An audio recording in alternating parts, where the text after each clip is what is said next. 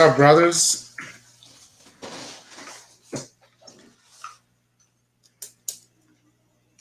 I can't see you guys, but hopefully you can see me. I'd love to get more questions from you guys because I'm gonna try to. Guys, but hopefully you can see me. So I'm hearing an echo on my end. Um, yeah, I want to get questions from you guys so I can answer as many questions as possible during this session. And that's probably the best way to do it rather than me giving you a presentation. So if you can type in your questions wherever you're watching this at, just type in your questions in the chat, and Jose will make sure I get those questions.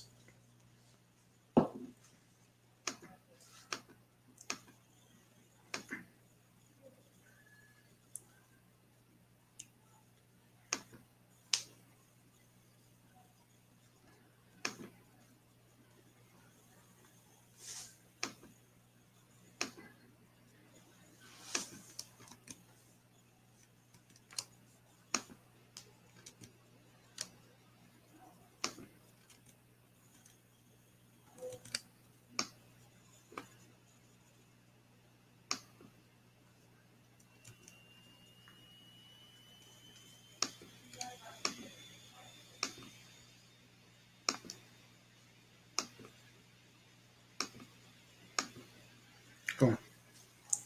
You guys should be able to see my screen. These are just the questions that I received in the group. So these are the questions I'm going to address, and hopefully you guys write more questions in. So the questions are, is there a way to assess the risk and reward of a short-term rental versus long-term?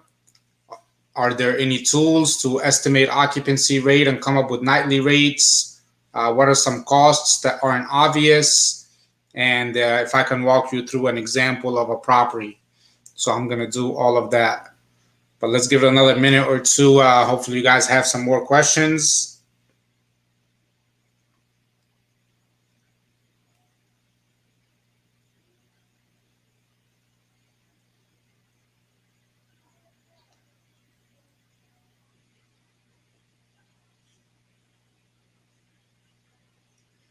Cool. Well, if no questions, let me ask you a question. For those who are on, and I'm not quite sure how many are already on, but what are you looking to do, and why are you interested in this session? What are you looking to do, as far as your investments, more specifically short-term rentals, and why are you interested in this session? Is there a specific piece of information you're trying to get out?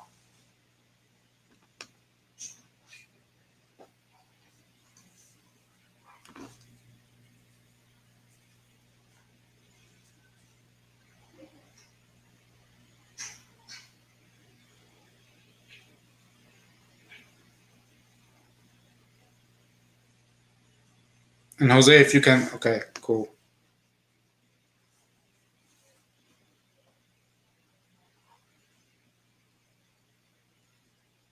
Okay, purchasing a condo or a townhouse for Airbnb. All right, I'm gonna add that in here.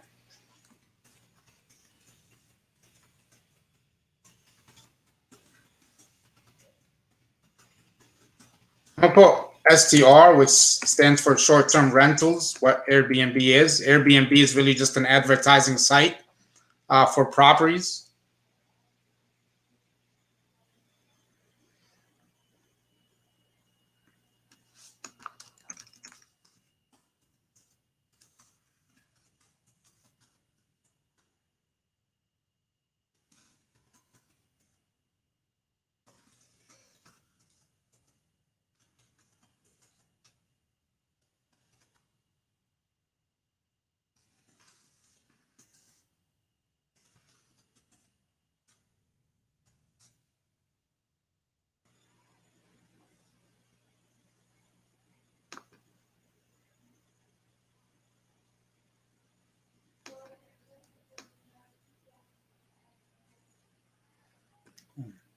Any more questions or comments, guys? All right. So I'm going to run down these questions real quick.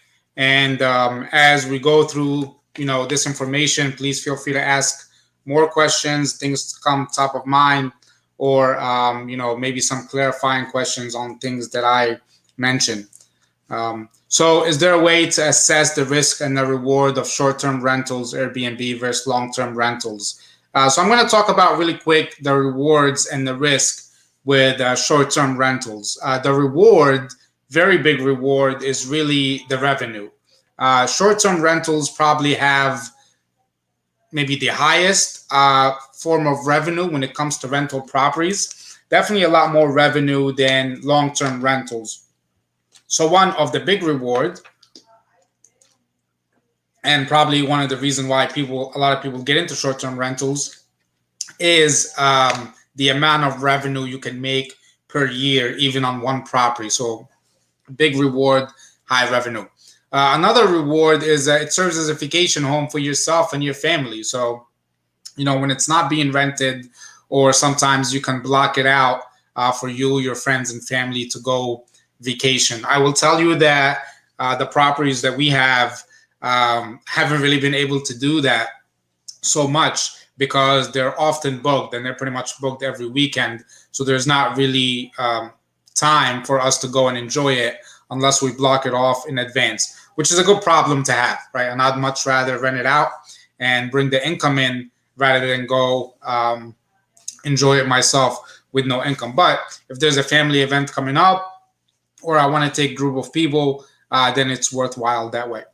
Another thing is a sellable asset, right? Just as with any property, you buy it, you rent it, somebody else is kind of picking up the costs for you along the way, then you can sell it whenever and make money on it. Especially if you are renting it, you can sell it at a very good price because you can leverage that rental income, to sell it at a great price. And some people buy based on the rental price, and I'll talk a little bit about that later. Another reward is that it's an asset you can leverage, right? If you have a property, just as with any property, you can use to get a home equity line of credit on it. You can use for income or financing to support the next loan or the next project.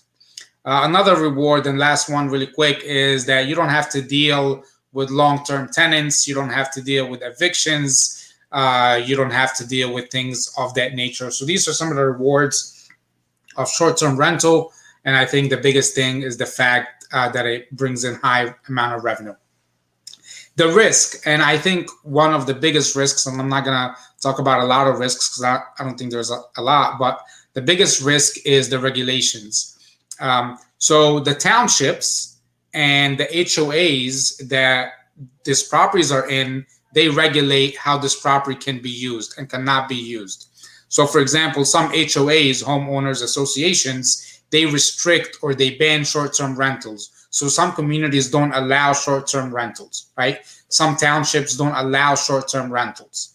The big risk is that if you purchase a property and you're renting it, then all of a sudden the HOA or the township decides to stop short-term rental or ban short-term rental. And that has been happening very frequently. A lot of townships, a lot of HOAs are beginning to apply regulations on short-term rental property.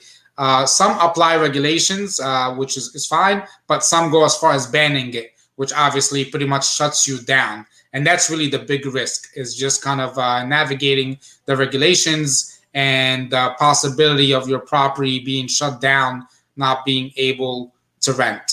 Another risk is if you are not producing rentals, then you have to absorb the costs. For example, during COVID, we were shut down for 3 months between March and June of 2020. Short-term rentals were banned. That means no one was allowed to rent their property. However, we still had mortgage payments to pay on these properties, so we pretty much absorbed the cost out of our own pocket. So that's one thing you have to account for. Now, if you're renting and if you buy it correctly, you really shouldn't have to worry about absorbing costs because it really should pay for itself. So these are some of the risks and some of the rewards that we typically see in short-term rentals. Any thoughts or clarifying questions on those things before we move on?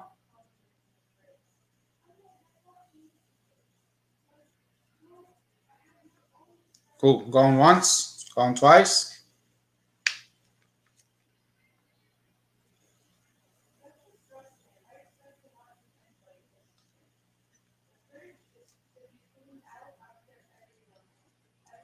All right. All right, number two, any tools to estimate occupancy rate and come up with nightly rates? Yes. So AirDNA, so you just spell it AIRDNA.com. That's a website that has a lot of analytics, and they're all derived from the Airbnb site mostly. So they have something called the AirDNA Rentalizer or AirDNA Airbnb calculator that you can just Google that, and from there you can basically just drop in an address, and it will show you an estimate of the yearly revenue as well as occupancy rate and nightly rate. When I actually go through the example towards the very end, I'm going to show you that, and it's a very helpful tool. Another tool you can use is Airbnb itself. So, or any booking site. When you go on the booking sites, Airbnb, for example, you can check the calendar, see how well it's booked, see what people are charging for properties in that area, or possibly the property that you're looking to buy itself is already rented. If the property that you're looking to buy is already rented, you can ask for the rental information, the rental records. So the seller or the seller's agent will supply to you the last year's rent or last 3 years rent, whatever they have on file. And you can gather your information from there. You can also look at that property itself on Airbnb and see how much it's being rented for, how well booked its calendar is, and things of that nature. All right. So again, tools are AirDNA and Airbnb site itself or other booking sites. Any questions on that?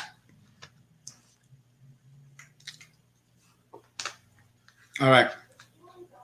What are some costs? So your costs, obviously major costs, you have your financing. So if you have a mortgage on a property, that's a big cost. Your tax, that's another cost. Your HOA fee, and in some communities that HOA fee can be very high. Rental permits is another cost. So some places you have to get a permit from the county and or township, and you also have to get a permit from the HOA, from the community. So those are some costs. Some HOAs, some communities also charge you per rental. For example, so for every rent booking that you get, you have to pay the HOA a certain fee. Now, what a lot of people do is just pass on that fee to the renter. Other costs that you have cleaning fees, which really add up, but that's another cost you can pass on to the renters as well. You have maintenance fees, especially if you're not there. Obviously, you need someone to shovel the snow, mow the lawn, all of that, do the landscaping. So you have all of those costs. If you have a pool, you're going to need some pool maintenance folks. If you have a hot tub, you might need the hot tub maintenance or hot tub servicing. So any property maintenance are costs. And then in addition to your bedding, so any obviously all your furniture, that's a cost. And then sheets, pillows, all of that stuff, towels, toiletries, whatever it is that you want to provide people when they come in. And a lot of this stuff you're going to have to constantly replace. Sheets, sheets get so bad you have to replace them. Towels get so bad you have to replace them. People break stuff in the house, and that's another thing you have to keep in mind, is that people don't necessarily care for the house because it's not theirs, right? They think they're just kind of staying at a hotel or motel. So things break, things sometimes go missing, and you have to replace these things often. So you have to account for that, right? So these are just some of the costs that you have. Again, financing, tax, HOA fees, permit fees, maybe booking fees. And then you have your cleaning, your property maintenance, and then all of the stuff inside the house, furniture, toiletries, and everything that you provide as far as accommodations for your guests, right? Some people even go as far as providing food or a cheese tray or bottles of wine or drinks or maybe some kind of promotional passes or tickets to events in town. These are optional and they might enhance your experience. So if you choose to do that, then obviously those are costs to take into account. Any questions on any of that stuff?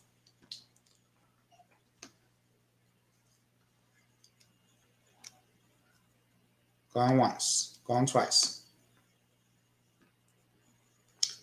All right, cool. I'm gonna stop sharing my screen for a second, then I'm gonna go into the example, okay? And this is gonna be gold for a lot of you. I know not a lot of people would be sharing this information, but I will. I'm gonna show it to you right here. By the way, as I'm kind of sharing this information, just to let you know how I came up with this information, I didn't just spend like half hour on Google searching this stuff. This comes from years of experience, years of trying to search for properties, find properties, evaluate properties, buy and sell properties for other people, and also do it for my family as well. There's a lot of people trying to teach Airbnb, even a lot of people who've done a lot less than me and make a lot less money than our properties do. But there's people charging all kinds of crazy money to teach you how to do Airbnb, and they probably won't give you as much detail as even I'm about to go through right now. So let me share my screen again, and I'm gonna go through this example. Is it up? Okay. So the screen's a little small, but I'll go through this right now. Is it still on screen? Okay.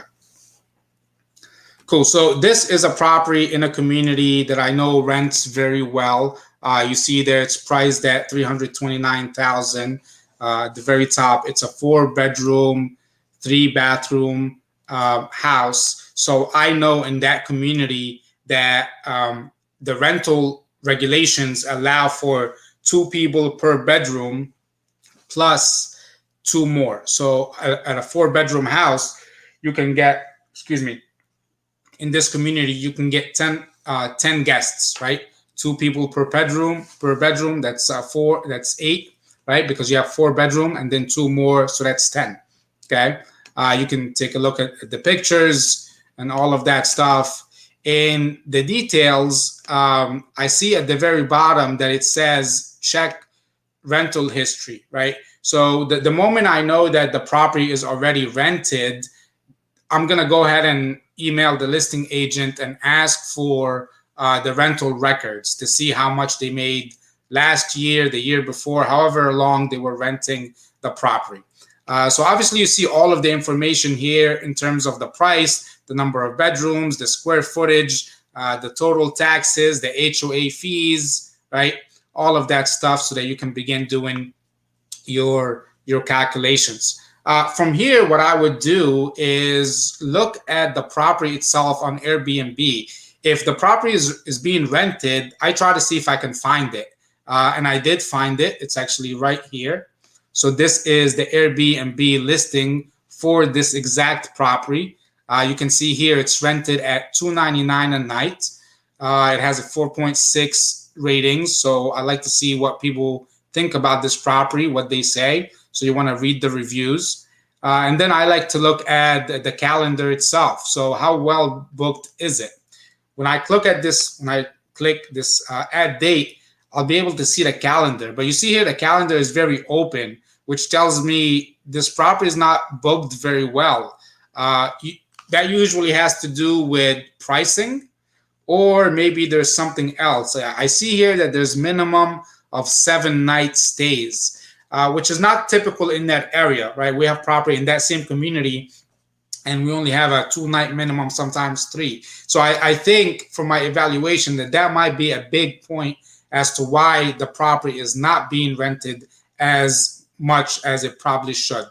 Also, sometimes the nightly rate is different when it comes to weekends, right? So that's why I always like to look at a weekend. Let's look at, and also holidays sometimes are more expensive than regular nights. So let's go over Labor Day weekend. You see here they're only booked at $299 still a night, so the rate doesn't change. But there's other fees that they're passing on to the guests: cleaning fee, service fee, occupancy, and tax fee.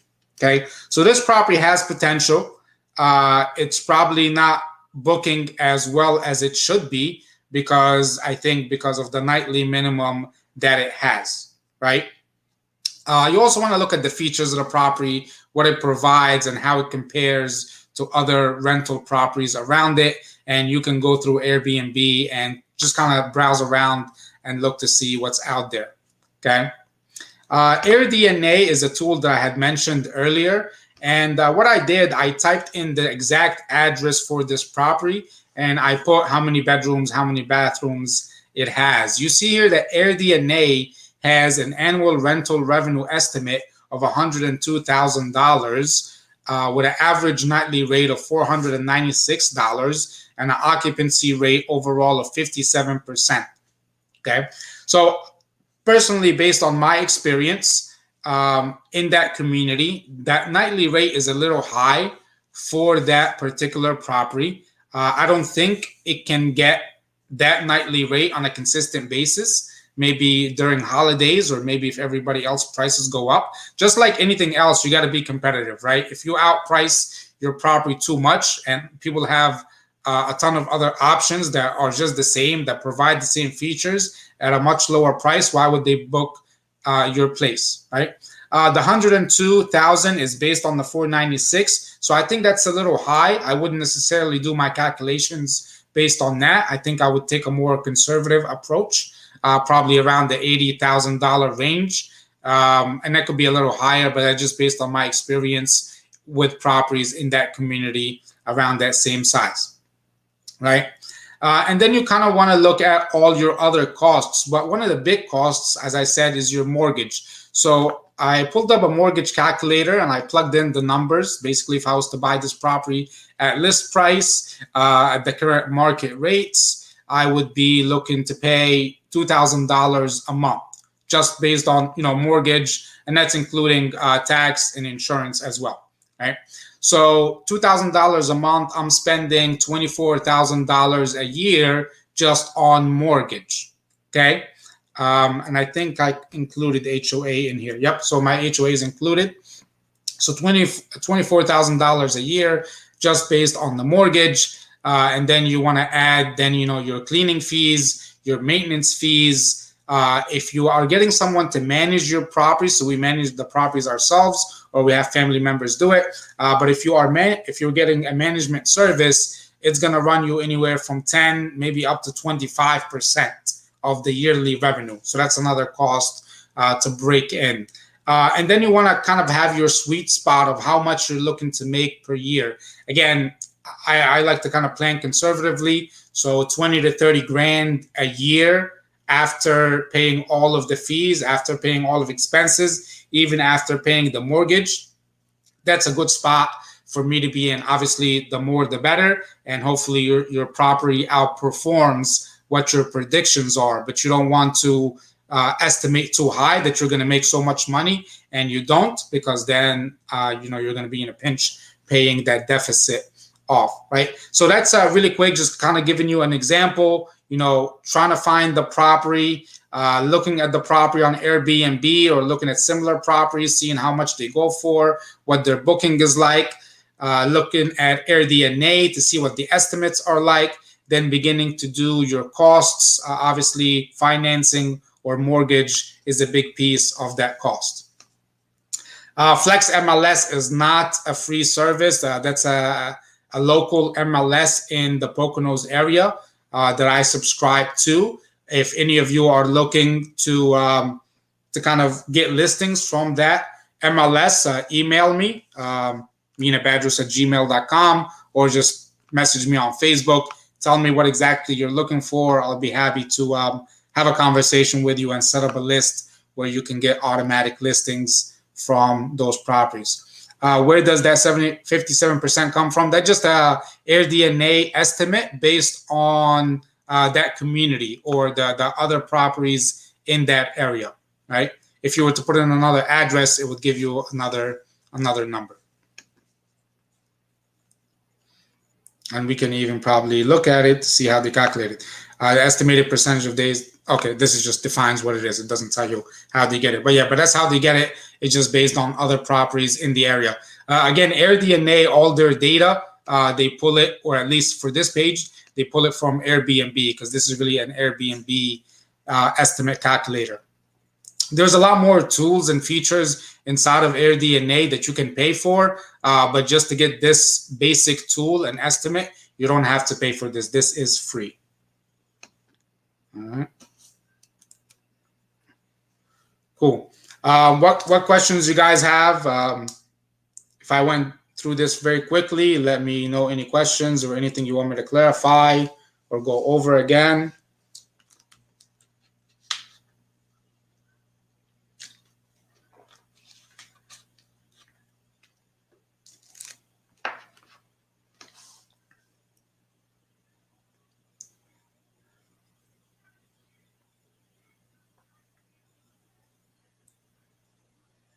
Personally, I don't pay for AirDNA. I thought about paying, but honestly, this estimate is sufficient enough.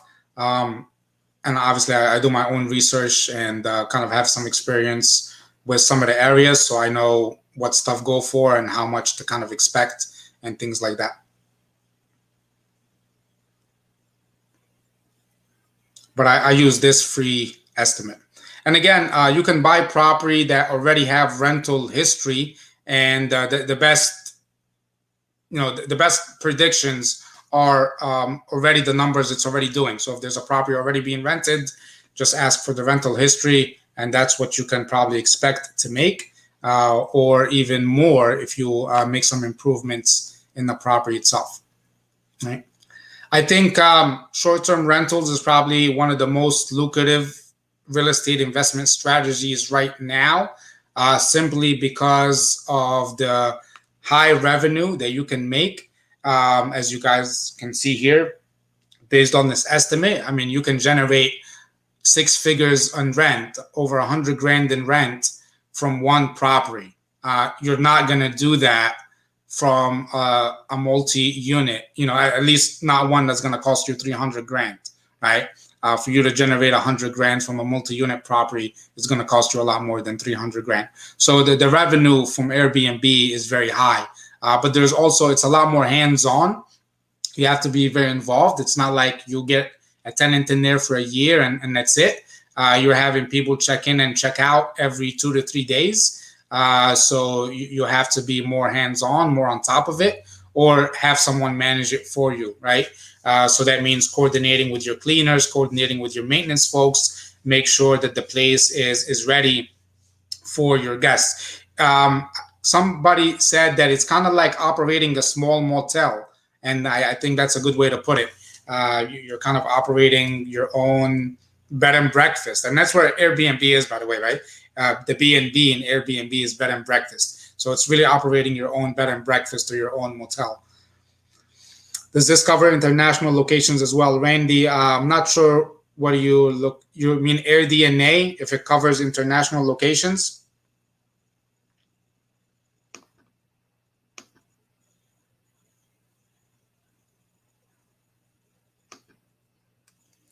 I want to say yes. I think I looked at a few international locations on there before, and I got some estimates.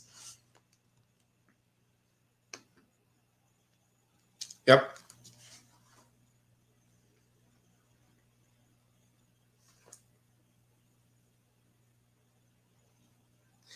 Yeah, so good question. 10% down payment and 4% interest rate. So right now, the 10% down payment comes from if you use a second home mortgage. So if you already have a mortgage right now because you own a house and that's your primary residence, you can go and get what's called the second home loan. It's a conventional loan, and the minimum down payment requirement for a second home loan is 10%. And what classifies or what is categorized as a second home is a home that's usually within, or it has to be, depending on the company, 50 or 75 miles or more from your primary residence, and or it's a different style house, like so it's in a rental community, is a vacation rental, that classifies as a second home, right? So you can buy a second home using a second home loan with 10% down payment. It's not considered an investment. So the downside of that is for your DTI, you can't use the potential income that's coming in from it. But as long as your DTI doesn't need that, then you can secure it with 10% down. You can also buy it as an investment property, but then you're going to be paying 20% down. The 4% interest rate is about right now. So recently I had a second home loan close and it was 3.75%, right? I just put the 4% interest rate there just to kind of be conservative with the numbers a little bit. I like to estimate high on my costs and estimate a little low on my income. Good questions. Other questions, folks?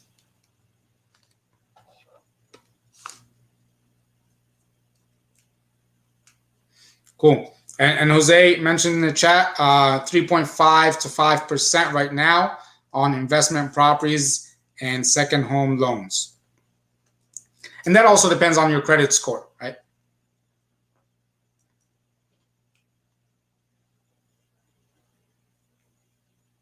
Yeah, if you're looking to kind of look at what you would get right now as far as interest rate based on your situation, I would contact Jose and have him kind of run your file, and he can kind of tell you what you would be what you would be eligible for as far as type of loan, interest rate, down payment, and all of that stuff.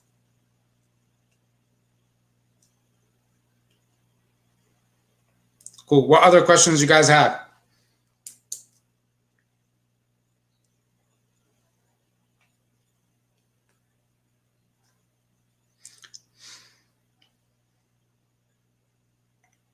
So, I mean, there's a lot of information that I can, share with you guys, but obviously I didn't necessarily want to do just a big, long presentation. I mainly wanted to answer questions you guys have.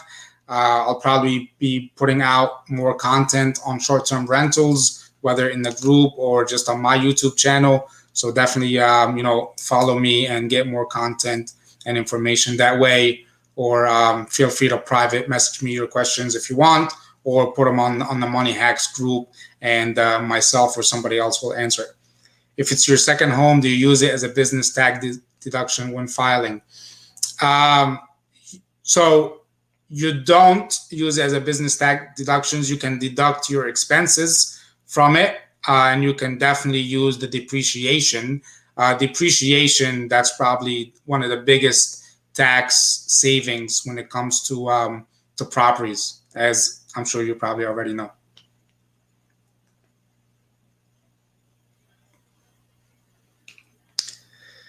How does it work with joint rentals, vacation spots for family? Not quite sure what you mean by joint rentals, as in like you own it with somebody else?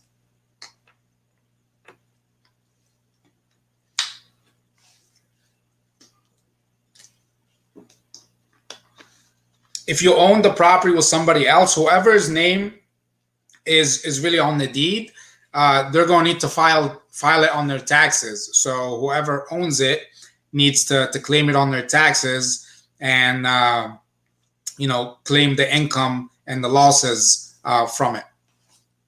Okay, cool. So hopefully that answers your questions.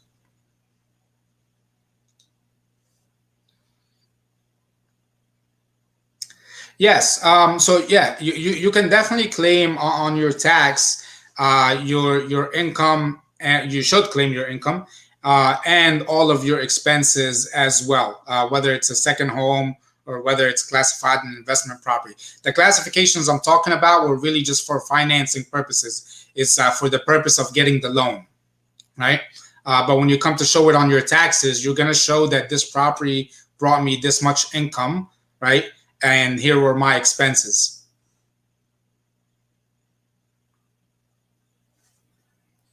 And the idea of getting a second home loan is really just to have a lower down payment requirement, 10% versus 20 to 25%. That's really the only benefit for you getting a second home loan.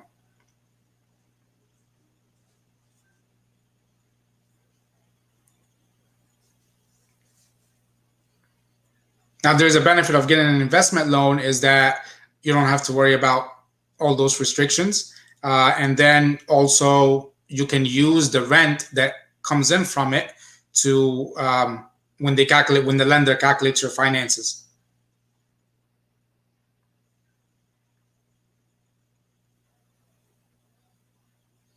Correct. So you'd have to be able to afford the mortgage without any revenue to the bank if you're using a second home loan. Yes, your current financials would have to be able to afford that, because when you're getting a second home loan, you're telling the bank, hey, I have a house, but I'm purchasing a second house to use as like a family vacation house. It's for me, right? And that's how the lender looks at it. So when you're getting a second home loan, the lender doesn't look at it as that the fact that there's income coming in. They just look at it as you're buying it. So you have to have the money to do that, or the income per se to do that. If you own two homes already, then you just get an investment property. You can still get a residential loan, and it's an investment property. And depending on the lender, will require 20 to 25%.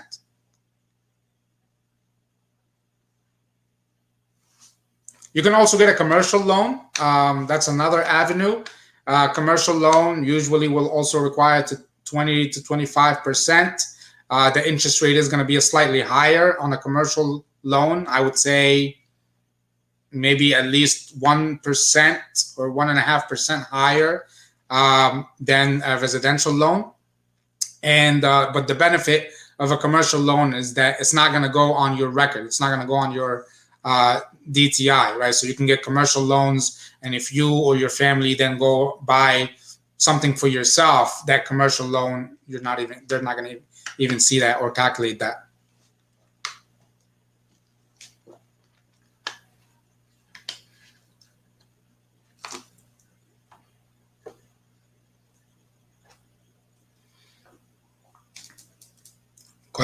Other questions, folks?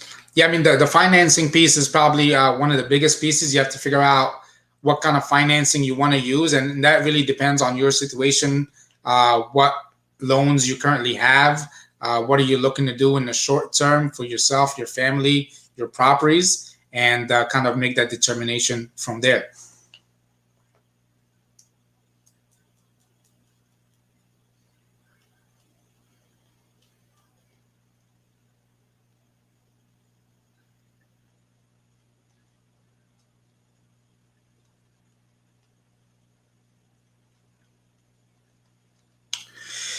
Yeah, so good question. What percentage do you calculate for stuff like sheets, replacements, and all that stuff? That's a good question. I don't necessarily have a particular calculation or percentage for that. So what I like to do is have like a reserve set aside as to how much it's going to take to set up the house for rent. So obviously, when you buy a home, just as with any home, you have your down payment costs, and then you have closing costs. Closing costs come to about 5 to 7% on average. So if you're paying 10% down payment plus 5% closing costs, that's 15% right there. It depends on the condition of the house, if you're buying it furnished or not furnished, how much furniture you need in it, how much space do you need to fill. All of that could really have a range, but I think I like to be at around under 10 grand as far as setting up the house. So your down payment, your closing cost, plus another 10 grand to set the house up. I don't like to go over that, but for some properties it might need. So definitely have those calculated upfront. And then the rest just kind of pays for itself. So as you bring money in, you can replace the things you need to replace. You can fix the things you need to fix, things like that. And once you make the initial purchase, then you know how much everything costs for that home, right? You know how much you spent on mattresses, you know how much you spent on pillows, how much you spent on sheets, how much you spent on X, Y, and Z. So if you have a list of all of that, then you know what your replacement costs are going to be.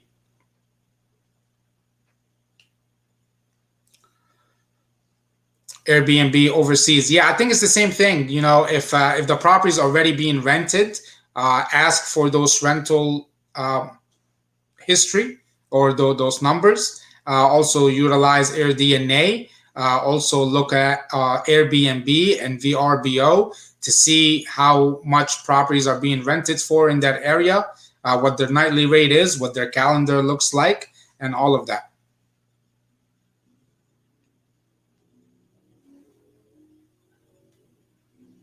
And as far as, and if you're talking about purchase comps, then kind of the same thing, right?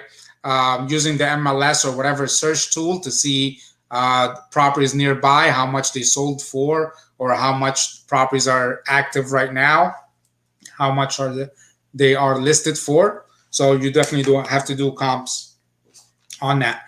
Which brings me to a great point. I think one big piece of advice that I tell people, especially as they're starting out with investing in Airbnb, is that don't buy the property just based on the rental income. Now, some people do, and that's fine. The issue is, what if that community or that township or that county, whatever, they decide to ban short-term rentals? Then you no longer have that rental income to leverage to sell that property. And if the purpose of that property is for you to rent it, then you no longer have a need for that property and you're going to sell it. But if you bought it at such high of a price because it brings in a lot of rent, then you might lose money on the sell. So I tell people, don't just buy it based on the rental income, but buy it based on the property value itself. If someone or a family was coming to buy that property for themselves to live in it, how much would they be willing to pay for it? So actually, we had to sell a property once. We bought a property, we started renting it, and the community, they didn't shut it down, but the community was not really friendly. There was a lot of complaints coming. We were getting a lot of fines because the board did not like the fact that there are short-term rentals. Now, they didn't have any restrictions against them. They didn't ban them, but there were noise violations and fines. So they kept fining us. And after some time, we just got tired of it and we decided to sell the property. But we bought the property at a good price that we actually sold it for higher than what we bought it for. So we made money off the sale, in addition to the rent money we made during the time that we held the property. So it worked out for us, right, in that sense. And that's another thing I think when I'm talking about regulations with HOAs, you want to try to find areas that are friendly to short-term rentals. And what do I mean by that is that if a community has a whole packet on rules and regulations of short-term rentals, if the community already has a process of short-term rentals, more so I think the biggest piece is if a community makes money off short-term rentals, then they're incentivized to have more rentals and they're incentivized to cooperate with the owners and landlords of those rentals because there's money in it for them, right? So if a community has a process, has rules and regulations, and is incentivized for the rentals, then that's usually a good location to be in. Also the history, right? You want to kind of get an idea of the history of that area, how well short-term rentals do, and all of that stuff. But there's always the risk of things changing, and no one has a crystal ball to see if things change or not. Relationships with HOAs and towns is helpful as well. And sometimes if you don't have a relationship, just picking up the phone and calling and asking questions to the HOA folks or the township administration folks to kind of see what's coming up, any decisions that are being made, and kind of keeping up on those things to know what's coming up.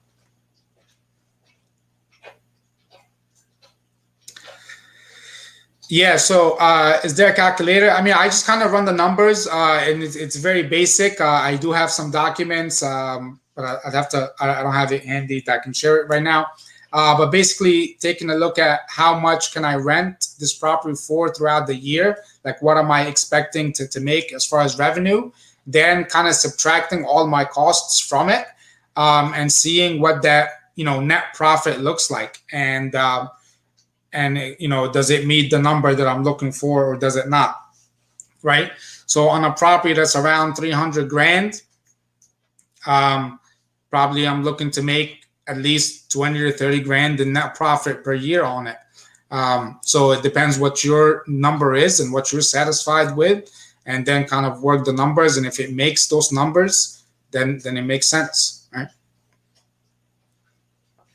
And if you budget conservatively, hopefully your property will outperform your predictions, which has been my experience.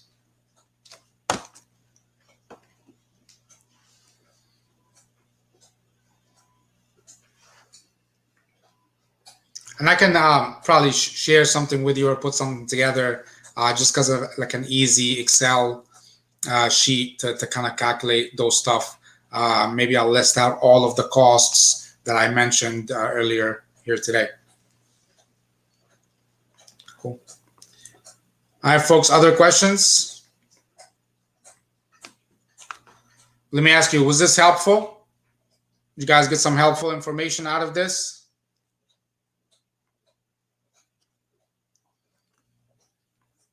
I hope so.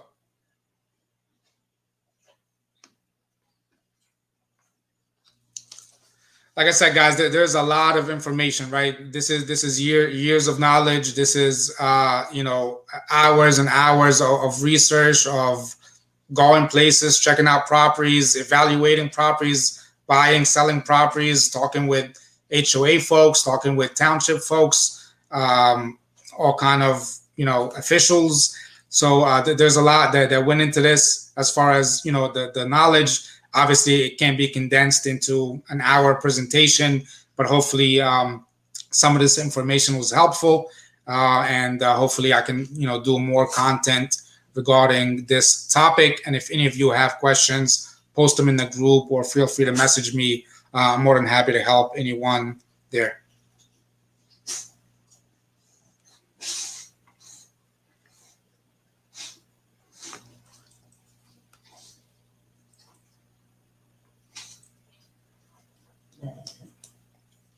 Cool. Anything else?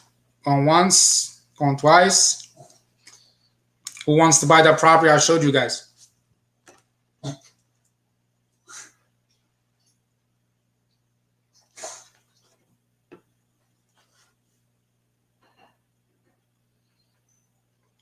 Cool.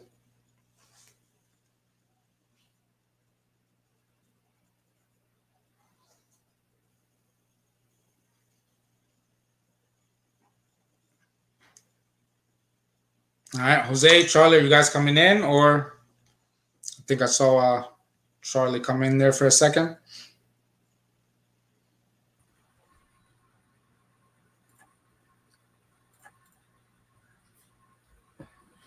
What's up, guys? You hear me?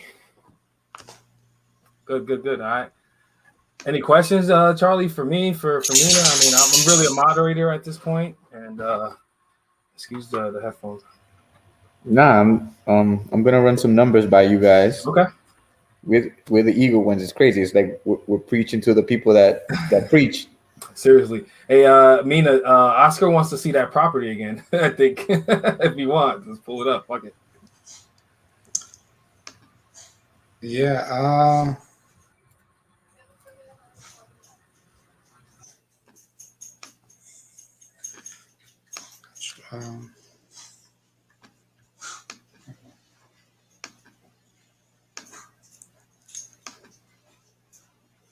Oscar, why don't you message me and I'll actually email it to you. Am I on mute? No. You guys can hear me, right? All right. Yeah. I think I tried to share it. I don't know if you can see it or not, but yeah, Oscar, I think just remind me, even like Facebook message, and I can email you the link of that specific property itself. And this is just one property I looked up right before we start, just to kind of show you guys as an example, right? And considering that this property is already being rented, one of the first things that I would do is automatically reach out to the seller or their agent and get pretty much the rental history from it, right? Then if those numbers look good, I'd go and check out the property in person, put in the offer that I think makes sense, and kind of go from there, right? But that's a very desirable community, and it's in a great location.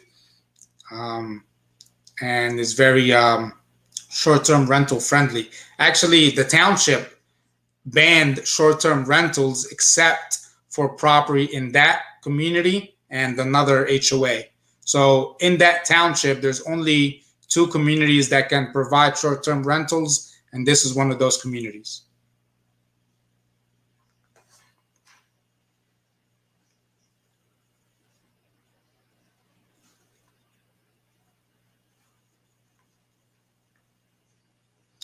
Since we're still on, I'll mention other things because I do these presentations for other groups, and a lot of times it's really based on the questions that they have. So I think another big thing is what kind of property are you looking for? Like what kind of features are you looking for? For example, if you're looking for a property with a pool, pools bring in a lot of revenue, right? People love rent properties with pools. Now, because of that demand, there is not too many properties with pools for sale. So you're going to be paying a lot to get a property with a pool, but your rent is going to offset that, right? Especially if you have an indoor pool, then that's a gold mine right there.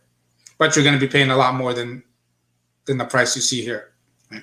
This is a fairly small house, square footage wise, right? It's less than 2,000 square feet, so it's not that big. But it's a 4-bedroom, so you can fit 10 people in it. And if you do the numbers should work out right. You're going to bring in 80 or more grand from this property. Your costs on it, mortgage wise, is 24. So right there, you're looking at, and I'm just going to do basic math. Knock the mortgage off, you're at 55 grand. Knock the cleaning fees and the maintenance off. You're still looking at 30 grand or so a year on this property conservatively, right? Probably even more if you do your numbers right. If you operate it correctly, this property can bring you in roughly around that per year net, and that's not including obviously the equity that you're building in the property, right? So the calculation actually looks a little different. When I sit down and look at the calculation, I calculate the property expenses first and see what the net income is. And then I subtract my debt services, which is my financing, to see essentially what the cash flow is, right? I think I might have did this in the last presentation, but in rental properties, you want to look at your gross operating income. Then you subtract all the property expenses, not including your financing. And that gives you your net operating income. Then you subtract your debt services, basically your mortgage and whatever, then that gives you the cash flow of that property. But I think you already know that, Oscar.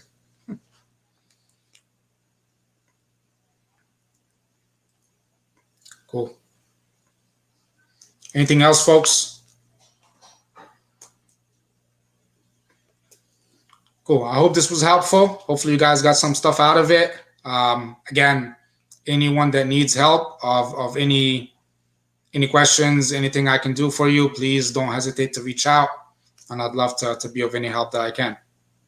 All right, I'm good. Charlie or Jose, if you guys want to jump in and close it out, you guys can go ahead and do that. Now I want to thank you again, Mena, for being so generous with your time. Man, anytime. Hello. How do I share my Hi, screen? how are you? Good. How are you? Having a beer? Can you guys see this? No, right? I'm not sharing it. Yeah. Sure. No, thanks, Mark. Thank you.